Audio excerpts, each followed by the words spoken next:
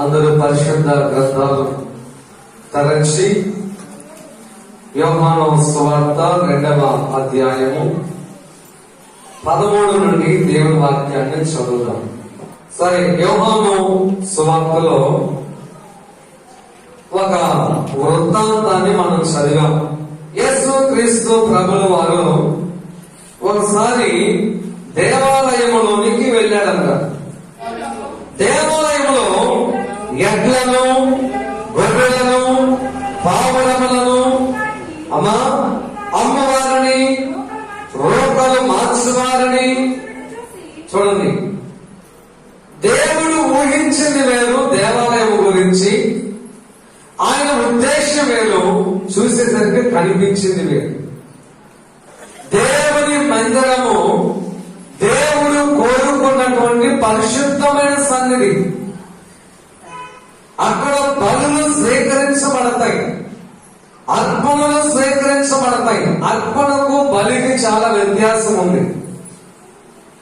అర్పణ అనేది దేవుడు నీకు చేసిన మేలులను బట్టి గాని, నీవు ప్రభువు పట్ల ఒప్పుకున్న ఒప్పుబడి గాని, ఆ మృగ్గుబడి గాని చెల్లించడం అనేది అర్పణ.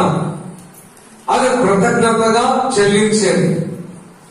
బలి అనేది మన కొరకు మనం బలర్పించుకుంటాం. అంటే మన పాపముల కొరకు ప్రాయశ్చిత్తార్థమై పశ్చాత్తాపడి ప్రార్థించుటయే ఈనాటి బలి అర్పణ. హల్లెలూయా. ఆనాటి బలి అర్పణ అది బాహ్య సంబంధమైనటువంటిది.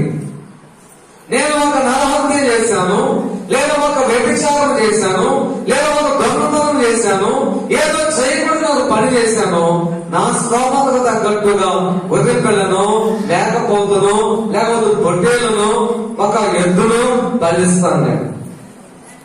ఈనాటి బలి అర్పణ ఏంటంటే పశ్చాత్తాపంతో నీవు ప్రార్థించి క్షమాపణ కోరుకోవడమే బలిదానం. హల్లెలూయా. కాబట్టి దేవుని మందిరం పట్ల దేవుని సంకల్పం ఏంటంటే ప్రాయశ్చిత్తమును అంగీకరించే స్థలం, మనుషులకు విమోచన దొరికే స్థలం. మందిరాన్ని దేవుడు చాలా గొప్పగా ఫీల్ అయిపోయాడు. అనుకున్నాను, ఇదిగో ఈ మందిరము సొలొమోను గారు కట్టిన మందిరం. మీరు గమనిస్తే యేసు దేవాలయంలోనికి వెళ్ళాడు యోహాను సువార్తలో. ఆ దేవాలయం ఇది ఇప్పుడు చదివిన దేవాలయం ఒకే దేవాలయం. అదే సొలొమోను గారు కట్టిన దేవాలయం. అదే దావీదు గారికి దేవుడిచ్చిన ప్రత్యక్షత. అక్కడే ఇస్సాకును బలి ఇవ్వడానికి అబ్రహాము తీసుకుని వెళ్ళాడు. అదే స్థలంలో దావీదు గారికి ఖడ్గము పట్టుకున్నటువంటి దూత కనిపించింది. అంతా ఒకే ఒక స్థలం. హల్లెలూయా. స్తోత్రం చెప్పండి గట్టిగా. అలాంటి ఉన్నతమైన ఉద్దేశం దేని పట్ల ఉన్నది? దేవునికి దేవాలయం పట్ల. ఇంకా దేవాలయం పట్ల ఆయన ఏమనుకున్నాడు? చదవండి. వాన కురియకుండా నేను ఆకాశమును మూసినప్పుడే గాని, దేశమును నాశనము చేయుటకు మిడతలకు సెలవిచ్చినప్పుడే గాని, నా జనుల మీదకి తెగులు రప్పించినప్పుడే గాని, నా పేరు పెట్టబడిన నా జనులు తమ్మును తాము తగ్గించుకొని ప్రార్థన చేసి నన్ను వెతకి తమ చెడు మార్గములను విడిచిన ఎడల ఆకాశము నుండి నేను వారి ప్రార్థనను విని వారి పాపమును క్షమించి వారి దేశమును స్వస్థపరచుదును. హల్లెలూయా. అందుకంటాడు యెషయా గ్రంథంలో అంటాడు, ఈ మందిరము సమస్తమైన అన్ని జనులకు ప్రార్థనా మందిరం. దేవునికి అదే బాధ. ఆయన ఏదైతే నీ గురించి ఎక్స్పెక్ట్ చేస్తున్నాడో, ఎదురు చూస్తున్నాడో, కావాలని కోరుకుంటున్నాడో, దానిని ఈ మందిరంలో ప్రభు చూడకపోవడం వల్ల ఆయన కోపము కట్టలు తెచ్చుకుంది. దాన్ని మరలా చూద్దాం. ఇంతకు ఈ మందిరము ఒకటి బలులు అర్పించేది, అర్పణలు అర్పించేది, తర్వాత ప్రార్థన చేసుకునేది. ఒకవేళ దేశంలో వర్షం పడకపోయినా, దేశంలో అననుకూల పరిస్థితులు వచ్చినా, దేవుడు నమ్ముకున్న బిడ్డలు మందిరంలో చేరి పశ్చాత్తాపడి చెడు మార్గాలు విడిచి ప్రార్థన చేస్తే దేవుడు అంగీకరించి దేశాన్ని స్వస్థపరుస్తాడంట. హల్లెలూయా. ఇంకా 15వ వచనం, ఈ స్థలమందు చేయబడు ప్రార్థనల మీద నా కనుదృష్టి నిలుచును, నా చెవులు దానిని ఆలకించును. నా పేరు ఈ మందిరమునకు నిత్యమున్నట్లుగా నేను దాన్ని కోరుకొని పరిశుద్ధపరచుకొని నా దృష్టి నా మనస్సు నిత్యము. హల్లెలూయా.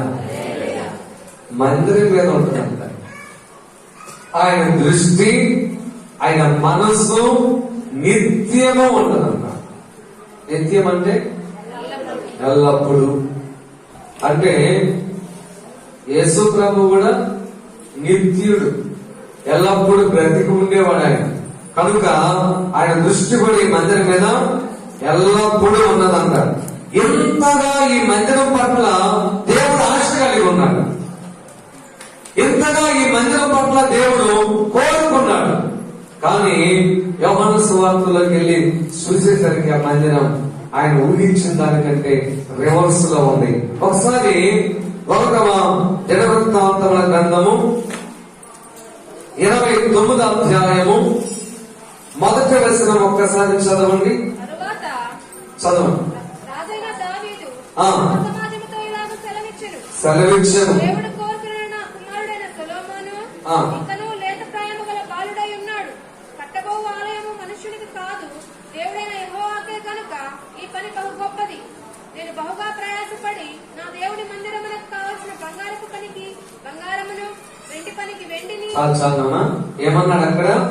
కట్టబోము ఈ మందిరము మనుష్యునికి కాదు గాని దేవుడైన యెహోవాకే. హల్లెలూయా. మనుషుల కొరకు కట్టింది కాదు. ఎవరి కోసం కట్టబడినది మందిరం? యెహోవా నామ ఘనత కొరకు కట్టిన మందిరం. దేవుడు నివసించడం కోరుకున్న స్థలం. నిర్గమకాండం 25వ అధ్యాయము 7వ వచనాన్ని ఒకసారి చదువుదాం. నిర్గమకాండం 25:7 త్వరగా. అమ్మా ఇంకా కొంచెము కింద చదువు.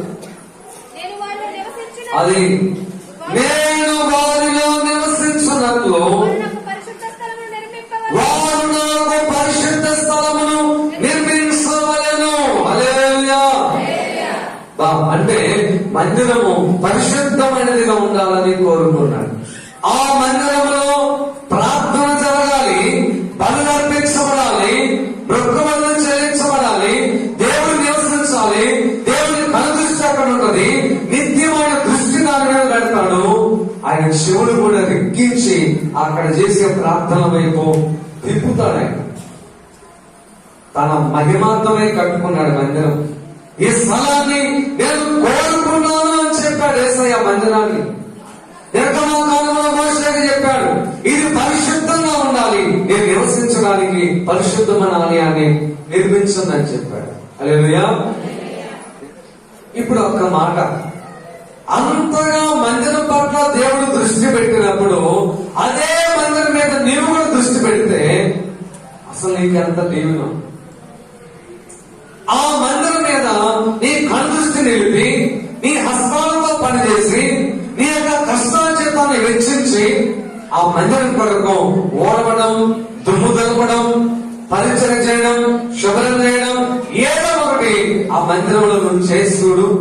దేవుడు నిన్ను ఎప్పటికీ మరిచిపోడు. ఆయన హల్లెలూయా.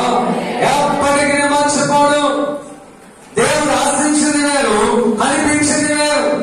దేవుడు చూడాలని ఇష్టపడింది వేరు, చూసింది వేరు. ఇదంతా ఆయన ఇష్టపడ్డాడు. ఇది ఘనమైందని.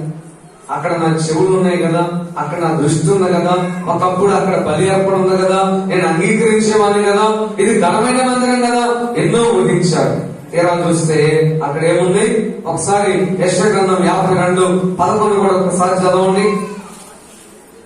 యెషయా గ్రంథం 52:11.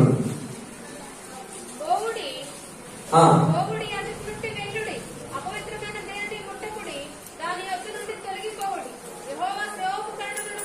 యెహోవా సేవోపకరణములను మోయువారు మిమ్మల్ని మీరు పవిత్రపరచుకొనుడి. చాలు.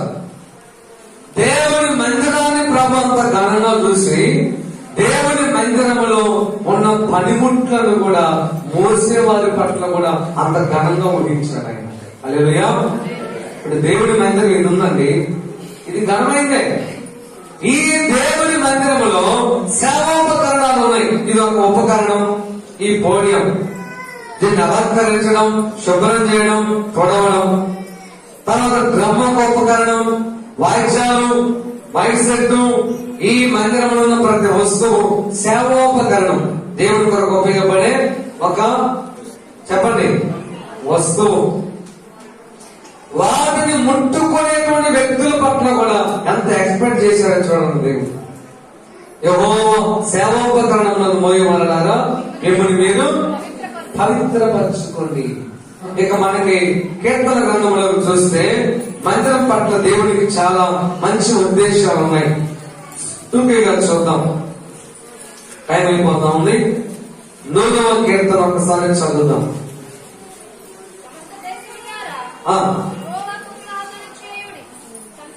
సంతోషముతో యెహోవాను సేవించండి, ఉత్సాహగానము చేస్తాను మందిరానికి రండి. యెహోవాయే దేవుడని తెలుసుకోండి. ఆయన మనల్ని పుట్టించాడు, మనం ఆయన వారము, ఆయన ప్రజలము, ఆయన మేపు గొర్రెలము. అమ్మా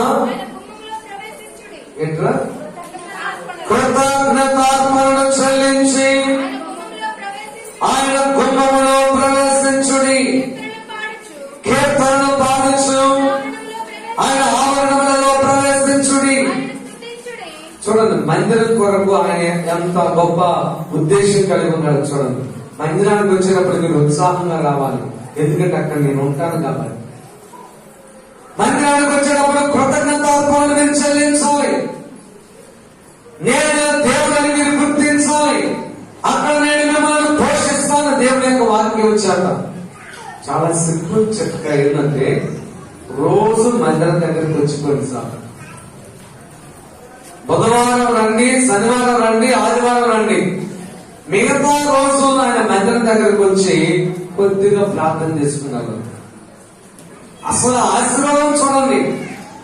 ఆయన సమృద్ధి ఆ మందిరంలో ఉంటది. ఆ సమృద్ధి చేత మనల్ని ఆయన నింపుతాడు. హల్లెలూయా. స్తోత్రం చెప్పండి ఇంకా గట్టిగా. ఏమండి, ఎంత అంతా నేను చెప్పలేదు కానీ చెప్పనలవి కానంత ఆనందాన్ని, ఆరోగ్యాన్ని. ఈ మధ్య ఎవరు నాకు బాగాలేదని చెప్పారు. నేను వారికి ఇచ్చిన మంచి సలహా ఏంటంటే, నువ్వు ఏం పెద్ద ఏం చేయాల్సిన పని లేదు కానీ ఈ కుదిరినప్పుడల్లా మందిరంలో ఓడు ఏం కాదు పోయిందని చెప్పాను. హల్లెలూయా. అంటే దేవుడు మర్చిపోడు. ఆయన కను దృష్టి ఇక్కడ ఉన్నాయి. ఆయన సంచారం చేస్తున్నాడు. ఏమండి, ఆ ఆదిమక్కాయ ఉంది ఇక్కడ, ఆదిమక్కాయ ఇది ఇక్కడ మందిరం ఉన్నప్పుడు, ఇటు మందిరం ఉన్నప్పుడు అక్కడే నేను వాక్యం చెప్తున్నాను. ఇలాగే వాక్యం చెప్తా ఉంటే ఆదిమక్కాయ ఎప్పుడు కాస్త దూరం కూర్చునేది, ఆ రోజు దగ్గరలో కూర్చుంది. ఎట్లాగే అవునాక గుర్తుందా? అప్పుడు ఆమెకి గడ్డలాగా వచ్చింది. ఇక్కడ ఒక గడ్డ, లేకపోతే ఏమంటారు తరేడులాగా, కణితులాగా. కణిత చూడండి, మీకు తెలిసి సాక్ష్యం కూడా రాసింది. అక్కడే కూర్చొని వాక్యం వింటూ, వాక్యం విన్న తర్వాత ప్రార్థన చేద్దామని చెప్పాను. ప్రార్థన చేస్తా ఉన్నారు. ఎవరు కళ్ళు తెరవద్దు, దేవుడు నివసించే సంచరించే స్థలం అని చెప్పాను. ఆమె చూస్తుండగానే బలిపీఠ దగ్గర నుంచి అంత పెద్ద హస్తం వెళ్ళి ఆమె గొంతు నల్లగా మొట్టడం, అప్పుడే తగ్గిపోవడం, ఇప్పుడు రూపాయి మాత్రం కూడా వాడకపోవడం జరిగింది. అది దేవుడే, మనం కాదు, పాస్టర్ని బట్టే కాదు. అభిషేకం ఉంటది కాదంటే నన్ను, కానీ దేవుడి బట్టి కార్యం జరిగింది. ఎవరికైనా జరిగింది. అందుకనే మందిరాన్ని ప్రేమించాలి. 122వ కీర్తన అంటాడు, మందిర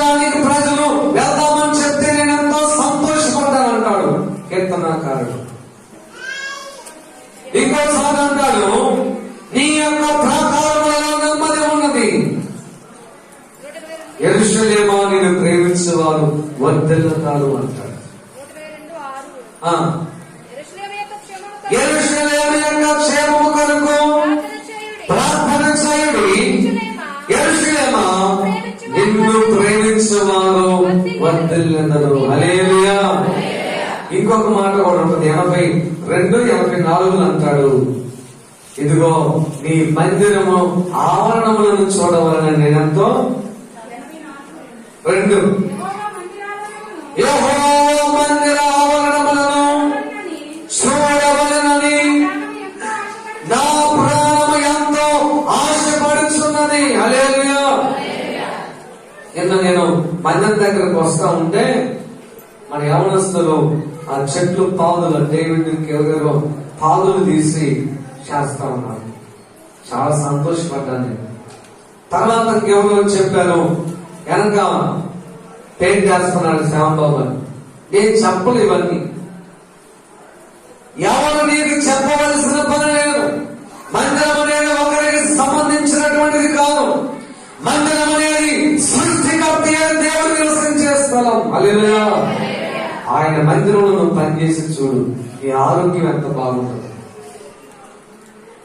ఒక ఊరు ఉంది ప్రకాశం, ఆయన పేరు కూడా, కలిసి సేవ చేశాం. కాకపోతే నాకంటే సీనియర్, బాగా సీనియర్. మా నాన్న వయసు ఇంచుమించిన మురికి పొడిలో సేవ చేస్తారు. ఆయన మందిరంలో పెద్దగా జనం లేదు. ప్రారంభ దినాల్లో చిన్న సేవ అయితే ఒక కుటుంబం సమర్పించుకున్నారు, యేసయ్యా మాకు ఒక 2వ పని మీ సేవకులు చేర్చుకుంటాం, వాళ్ళు ఆదివారం వచ్చినప్పుడు భోజనం పెడతాం, మా ఇంటికాడే స్నానం చేస్తారు, తర్వాత వాక్యం చెప్తారు, వెళ్ళిపోతారు. తర్వాత మందిరం ఊడ్చుకునేది మేమే, లైట్ వేసుకునేది మేమే, ఆర్పుకునేది మేమే, మందిరం సేవ మాలే అని వాళ్ళంతా వాళ్ళు ఒప్పుకున్నారు.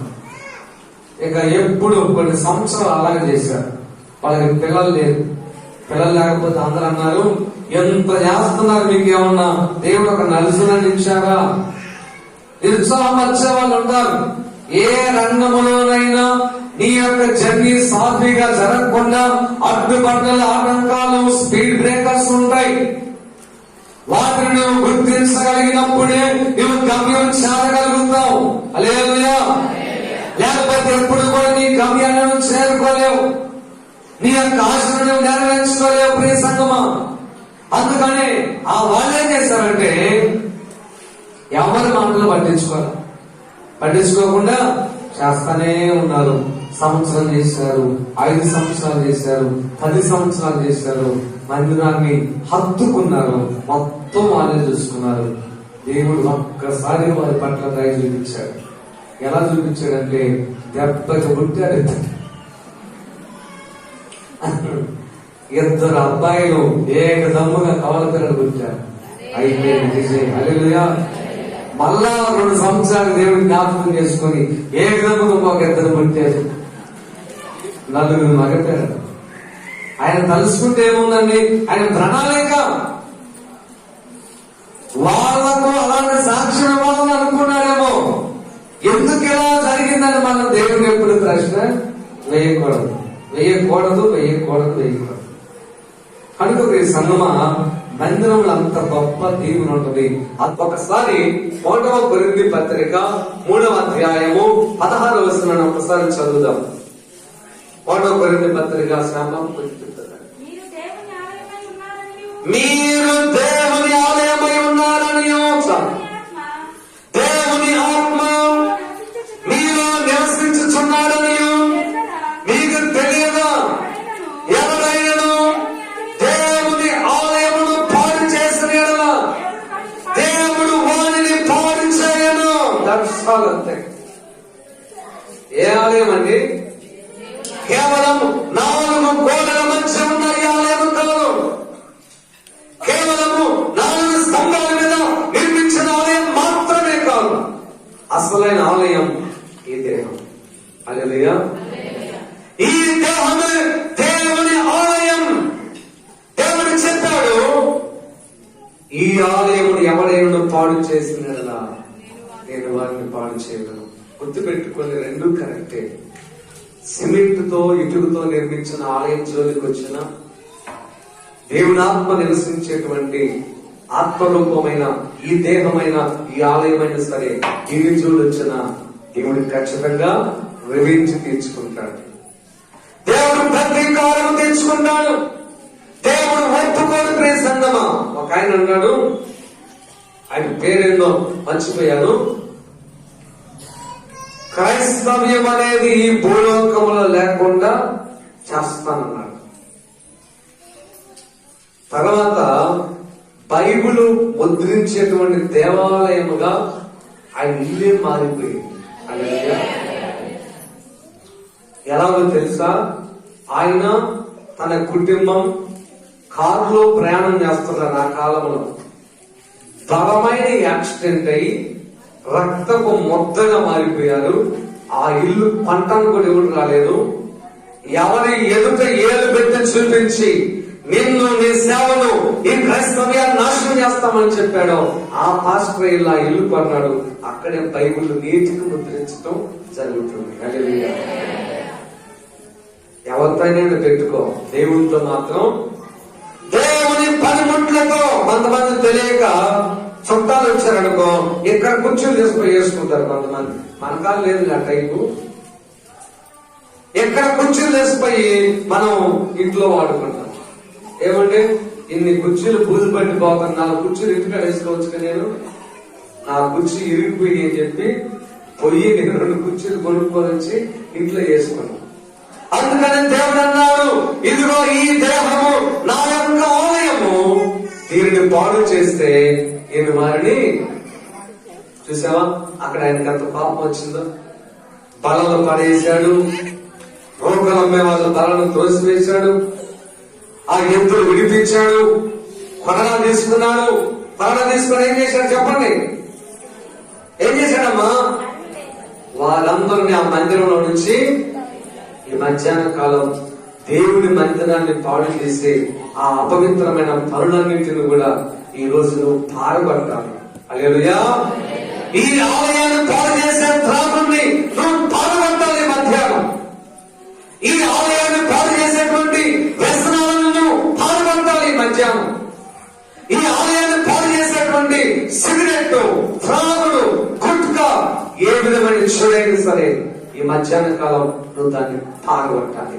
యేసయ్య పాల్గొట్టాడు, పరిశుద్ధపరిచాడు. నీవు కూడా పరిశుద్ధమైన ఆలయముగా ఈ మందిరాన్ని మధ్యాహ్న కాలం మార్చుకో. దానికోసమే ప్రభు ఎదురు చూస్తున్నాడు. కళ్ళు మూసుకొని ప్రార్థన చేసుకుందాం.